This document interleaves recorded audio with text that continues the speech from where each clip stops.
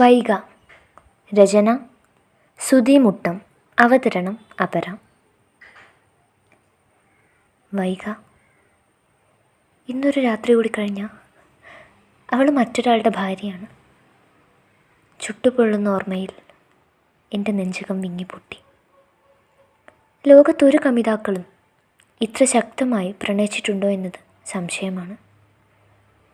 ഏതാനും വർഷങ്ങൾക്ക് മുമ്പൊരു രാത്രിയിലാണ് മഴയിലൂടെ ഓടിക്കിതച്ചൊരു രൂപം എൻ്റെ കാറിന് മുന്നിൽ വന്ന് പെട്ടത്. അവൾക്ക് പിന്നിൽ ആരൊക്കെയോ ഞാൻ കണ്ടു. പെട്ടെന്നുള്ള പ്രേരണയാൽ മഴയൊന്നും വകവെക്കാതെ ഞാൻ കാറിൽ നിന്നും ഇറങ്ങി. പെട്ടെന്ന് അവരിലൊരാൾ വീശിയ കത്തി അവളെ ലക്ഷ്യമാക്കി പാഞ്ഞതും എന്തോ ഒരു ഉൾപ്രേരണയിൽ അത് ഞാൻ തടുത്തു. കുത്തു കിട്ടിയത് എൻ്റെ വലത്തെ കയ്യിലും. ചോര ചിന്തി ഒഴുകിയിട്ടും വിശന്നു വലഞ്ഞിരിക്കുന്ന സിംഹത്തിൻ്റെ മുമ്പിൽ അകപ്പെട്ട മാൻപേടയെ എങ്ങനെയെങ്കിലും രക്ഷിക്കണമെന്ന ചിന്ത എന്നിൽ ആവേശം പടർത്തി. കയ്യിൽ തടഞ്ഞതൊക്കെ വെച്ച് ആ നാലംഗ സംഘത്തെ ഞാൻ ആക്രമിച്ചു. രക്ഷയില്ലാത്ത ഘട്ടം വന്നപ്പോൾ അവർ പിന്തിരിഞ്ഞോടി. നന്ദിയോടെ അവൾ എനിക്ക് മുമ്പിൽ കൈതൊഴുതു. ലൈറ്റ് അണയ്ക്കാതിരുന്ന കാറിൻ്റെ വെളിച്ചത്തിലാണ് അവൾ എൻ്റെ മുറിവ് കണ്ടത്. കത്തി വലിച്ചൂരി അവൾ അണിഞ്ഞിരുന്ന ചുരിദാറിൻ്റെ ഷാളാൽ എൻ്റെ മുറിവ് മുറുക്കി കെട്ടി. എന്നെയും ചേർത്ത് പിടിച്ചവൾ കാറിൽ കയറി. എനിക്ക് വല്ലാത്ത ക്ഷീണം അനുഭവപ്പെട്ടതും അവൾ എന്നെ സീറ്റിൽ ചായച്ചിട്ട് കാറ് മുമ്പോട്ടെടുത്തു. ഹോസ്പിറ്റൽ കാര്യങ്ങൾ വിശദീകരിച്ചിട്ട് അവൾ എന്നെ വാർഡിൽ കൊണ്ടുവന്ന് മരുന്നൊക്കെ വെച്ച് കെട്ടിക്കഴിഞ്ഞ് പരിചരിക്കുന്ന തിരക്കിലായിരുന്നു. ആഴത്തിലുള്ള മുറിവായതിനാൽ നല്ല വേദനയുണ്ട്. മയങ്ങാനുള്ള ഇഞ്ചക്ഷൻ എടുത്തതിനാൽ ഞാൻ പെട്ടെന്ന് തന്നെ ഉറക്കത്തിലേക്ക് വഴുതി വീണു.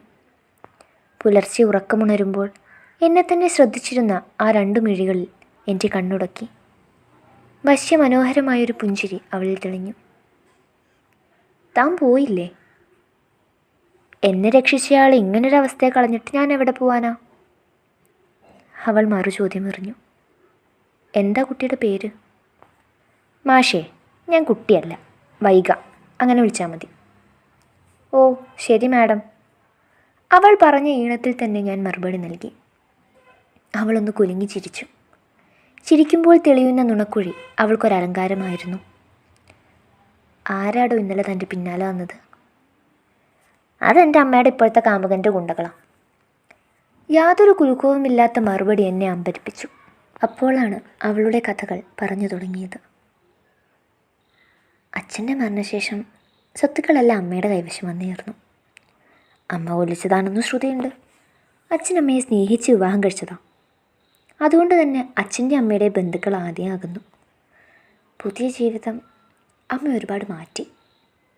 പലപ്പോഴും അമ്മയുടെ കുത്തഴിഞ്ഞ ജീവിതം കണ്ടാണ് ഞാൻ വളർന്നത്.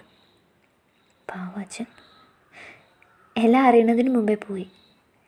വസ്ത്രങ്ങൾ മാറുന്നത് കണക്കെ അമ്മ പുതിയവരെ തേടുക, പ്രായഭേദമില്ലാതെ. അമ്മയ്ക്ക് മിക്കപ്പോഴും ഞാനൊരു തടസ്സമായിരുന്നു. മകൾ വളർന്നെന്നുള്ള ചിന്തയൊന്നുമില്ല. സ്വത്തുക്കളുടെ അവകാശം പ്രായപൂർത്തിയാകുമ്പോൾ എനിക്കാണെന്നും പറഞ്ഞ് അച്ഛൻ എഴുതി വെച്ചിട്ടുണ്ടായിരുന്നു. ഒരു പക്ഷേ അദ്ദേഹം എല്ലാം മുന്നിൽ കണ്ടിരിക്കാം.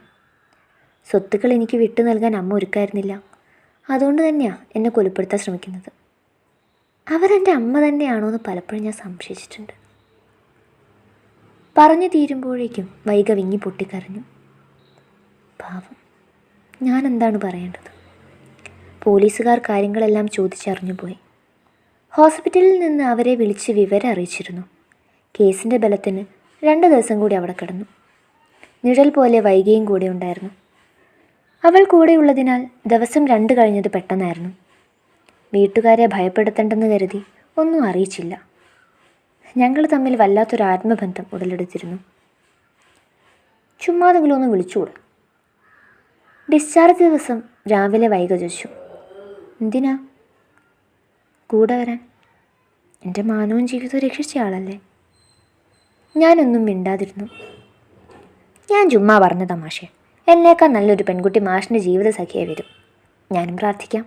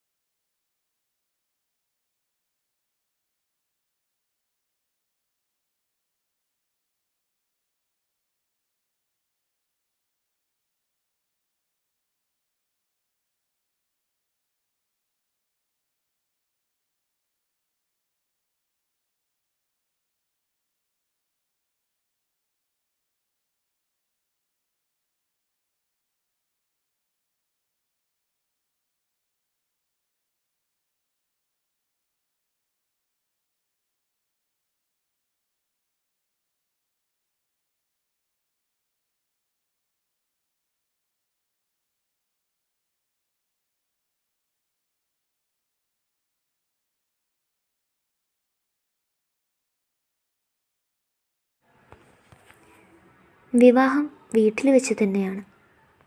വരൻ്റെ പേരിൻ്റെ സ്ഥാനത്ത് എനിക്ക് പകരം മറ്റൊരാൾ.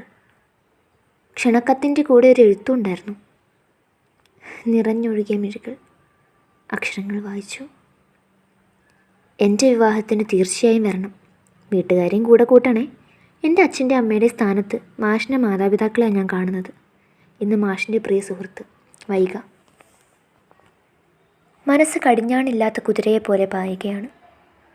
ഒരിക്കലെങ്കിലും അവൾക്ക് എന്നെ ഒന്ന് തിരക്കാമായിരുന്നു. ഒരൊറ്റ ഫോൺ കോൾ. സന്തോഷത്തോടെ അവൾക്കൊരു നല്ല ജീവിതം ആശംസിക്കുമായിരുന്നു. ഒരിക്കൽ ഞാൻ വൈഗയെക്കുറിച്ച് തിരക്കിയെങ്കിലും ഒരു വിവരവും ലഭിച്ചില്ല. അല്ലെങ്കിലും ഞാനതിനെ അർഹിക്കാത്തത് ആഗ്രഹിക്കുന്നത്. ഞാൻ സ്വന്തം മനസ്സിനോട് ചോദിച്ചു. തമാശയായിട്ട് അന്നവൾ പറഞ്ഞപ്പോൾ കൂടെ കൂട്ടായിരുന്നില്ലേ? അല്ലെങ്കിൽ തനിക്കായി കാത്തിരിക്കണമെന്ന് പറയായിരുന്നില്ലേ? ഒരിക്കൽ കൂടി ആ ക്ഷണക്കത്ത് എന്നിൽ നിന്നും വിറകൊണ്ടു. കണ്ണുകൾ മൂടപ്പെട്ടു. ഇന്നൊരു രാത്രി കൂടി കഴിഞ്ഞാൽ ഓർക്കാൻ കൂടി കഴിയുന്നില്ല. പലവിധ ചിന്തകൾ മനസ്സിനെ മതിച്ചതിനാൽ നിദ്രയുടെ തലോടൽ ലഭിക്കാതെ നേരം വെളുപ്പിച്ചു. അവളുടെ ആഗ്രഹം സാധിച്ചു കൊടുക്കണം. ഒരിക്കൽ കൂടി കണ്ണു നിറയെ കാണണം. ഇനിയൊരു ജന്മമുണ്ടെങ്കിൽ ഒന്നിക്കാമെന്ന് പറയണം. രാവിലെ ഞാൻ തീരുമാനമെടുത്തു കഴിഞ്ഞു. അച്ഛനെയും അമ്മയെയും കാര്യങ്ങൾ ധരിപ്പിച്ചു. വൈകിയുടെ വീട്ടിലേക്ക് ഞങ്ങൾ പുറപ്പെട്ടു. മനസ്സ് വല്ലാതെ പെരുമ്പറ മുട്ടുന്നുണ്ടായിരുന്നു. വൈകിയുടെ വീട്ടിലെത്തുമ്പോൾ വീട് ആഘോഷങ്ങൾക്കായി അണിഞ്ഞൊരുങ്ങി നിൽക്കുന്നു. തിരക്കുകൾക്കിടയിൽ എൻ്റെ കണ്ണുകൾ അലക്ഷ്യമായി പാഞ്ഞു നടന്നു. പ്രതീക്ഷിച്ചയാളെ മാത്രം അവിടെങ്ങും കണ്ടില്ല. ഹൃദയമൊന്ന് വല്ലാണ്ട് തേങ്ങിപ്പോയി. കുയ് മാഷേ! ചിരപരിചിതമായ വിളി എൻ്റെ കർണപുടങ്ങളിൽ പതിച്ചു. പകിട്ടുവേഷത്തിൽ അണിഞ്ഞൊരുങ്ങി രാജകുമാരിയായി എൻ്റെ വൈഗ നിൽക്കുന്നു. ഓടിച്ചെന്ന് കെട്ടിപ്പിടിച്ച് ചുംബനമഴ പെയ്യിക്കാൻ മനസ്സ് തുടിച്ചത് അടക്കിപ്പിടിച്ചു. ഏതാനും നിമിഷങ്ങൾ കഴിഞ്ഞാൽ മറ്റൊരാളുടെ ഭാര്യയാണവൾ. പഴയതിലും സുന്ദരിയാണ് എൻ്റെ വൈഗ. വന്ന കാലിൽ നിൽക്കാൻ അകത്തേക്ക് വാ എല്ലാവരും. വൈഗ എല്ലാവരെയും ക്ഷണിച്ചു. ഞാൻ തെലങ്കാനയിലായിരുന്നു മാഷേ. അവിടെ എൻ്റെ അച്ഛൻ്റെ വീട്ടുകാരുടെ അടുത്ത്. അച്ഛൻ്റെ മരണം അവരെ കൂടുതൽ തളർത്തി. എല്ലാം അറിഞ്ഞവരെന്നെ നിറഞ്ഞ മനസ്സോടെ സ്വീകരിച്ചു. അവരുടെ സഹായത്തോടെ അച്ഛൻ്റെ മരണത്തിലെ സംശയം പോലീസിൽ പരാതി നൽകാനിടയായി. അമ്മയുടെ ഇഷ്ടപ്രകാരം ജീവിക്കാൻ അവരെൻ്റെ അച്ഛനെ കൊല്ലുകയായിരുന്നു. ഇപ്പോഴവർ ചെയ്യില്ല. വൈകിയുടെ സംസാരം എന്നെ അമ്പരപ്പിച്ചു. ഈശ്വര, ഇങ്ങനെയും അമ്മമാരുണ്ടോ? നിങ്ങൾ സംസാരിച്ചിരിക്കെ, ഞങ്ങളെല്ലാവരെയും ഒന്ന് പരിചയപ്പെടട്ടെ എന്നും പറഞ്ഞ് അച്ഛനും അമ്മയും മുറയ്ക്ക് പുറത്തേക്കിറങ്ങി. ഞാൻ അവിടെ നിന്നും വല്ലാതെ പരുങ്ങി. എൻ്റെ പരുങ്ങൽ വൈകിയിൽ ചിരി ഉണർത്തി. എന്താ മാഷേ ഒരു പരുങ്ങൽ? ഹേയ്, ഒന്നുമില്ല. എന്തിനാണ് മാഷേ ഇത്രയും ബലപ്പെടുത്തും? ഇനിയെങ്കിലും തുറന്നൊന്ന് സമ്മതിച്ചൂടെ? എന്നത് എനിക്കായിട്ടാണ് ഇത്രയും നാളും കാത്തിരുന്നതെന്ന്. പൊട്ടിക്കരയുന്ന വൈഗയെ കണ്ട് ഞാൻ ശരിക്കും അമ്പരന്നു. എത്ര പ്രാവശ്യം കൊതിച്ചെന്നറിയാവോ ഒരു വിളിക്കായി. ഇഷ്ടമായിട്ട് തന്നെയാണ് ഹോസ്പിറ്റലിൽ വെച്ച് അന്നങ്ങനെ പറഞ്ഞത്. എൻ്റെ ഓർമ്മയിൽ അന്നത്തെ സംഭവം ഞൊടിയിടയിൽ മിന്നിമറഞ്ഞു. ഇനി പറഞ്ഞിട്ട് കാര്യമില്ലടോ. ഇഷ്ടമായിരുന്നു ഒരുപാട്. എൻ്റെ ഹൃദയം തനിക്കായി മാത്രമാണ് മിഴിച്ചതെന്ന് അറിയാൻ ഞാൻ വൈകിപ്പോയി. അപ്പോഴേക്കും താൻ ഒരുപാട് അകലങ്ങളിലായിപ്പോയി. എനിക്കറിയായിരുന്നു എൻ്റെ മാഷിൻ്റെ മനസ്സ്. എനിക്കൊരിട ഹൃദയത്തിലുണ്ടെന്നുള്ളത്. മാഷിൻ്റെ വിവാഹം കഴിയരുതേ എന്ന് ഒരുപാട് ദിവസം ഞാൻ പ്രാർത്ഥിച്ചിട്ടുണ്ട്. കൂട്ടുകാരുടെ വീട്ടിലാണ് അവൾ താമസിച്ചത്. അവൾ എൻ്റെ മാറിലേക്ക് ചാഞ്ഞു. പരസ്പരം ഫോൺ നമ്പർ ഇടയ്ക്കിടെ മറ്റുള്ളവർ കണ്ടാൽ എന്താ വിചാരിക്കാം? ഇഷ്ടമാണെന്ന് എന്തെങ്കിലും വിചാരിച്ചിട്ട് ഞങ്ങൾ പരസ്പരം തുറന്നു പറഞ്ഞു എന്നും പറഞ്ഞുകൊണ്ട് അവൾ എന്നെ പുണർന്നത് അവളുടെ അവളെ കൊല്ലുമെന്ന് ഉറപ്പുള്ളതിനാൽ എൻ്റെ കേരളത്തിന് വെളിയിൽ ഒരു ചെറിയ ശിക്ഷ ഇഷ്ടം പറയാൻ ഞങ്ങൾ തമ്മിൽ യാതൊരു മാഷി വീട്ടിലില്ലാത്ത ദിവസം ഞങ്ങൾ അവിടെ വന്ന അച്ഛനോട് അമ്മയോടും കല്യാണത്തിന് ഒരുപാട് നിർബന്ധിച്ചു. ഒരു സർപ്രൈസ് ട്വിസ്റ്റ് ആകട്ടെ എൻ്റെ മനസ്സിൽ വേറൊരു ക്ഷണക്കത്ത് മാഷിന് മാത്രം എനിക്ക് കഴിയില്ല. എല്ലാവർക്കും എല്ലാം അറിയാം, മാഷിനൊഴിച്ച്. 5 വർഷങ്ങൾ. അപ്പോൾ എല്ലാവരും കൂടി എന്നെ പറ്റിച്ചതാണല്ലേ? വൈകി ശിക്ഷയുണ്ട്. എൻ്റെ മനസ്സിൽ മാത്രം പറഞ്ഞിട്ട് അവളെ ഞാൻ എത്തിപ്പിടിക്കാനാഞ്ഞു.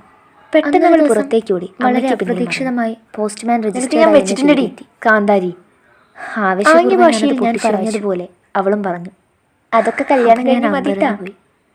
നുണക്കുഴി പുഞ്ചിരിയോടെ അവളുടെ കണ്ണിൽ വിരിഞ്ഞ കുഞ്ഞു നക്ഷത്ര തിളക്കവും ഞാൻ വ്യക്തമായി. അണുവിസ്ഫോടനമായി ഞാൻ പൊട്ടി നഷ്ടപ്പെട്ടെന്ന് കരുതിയ സ്വർണ്ണത്തിളക്കം ഇത്രയും നാളത്തെ ലഭിച്ചത് അർത്ഥമില്ലാതെ എൻ്റെ മനസ്സും ശാന്തമായി. ജീവിതം ശൂന്യമായതുപോലെ.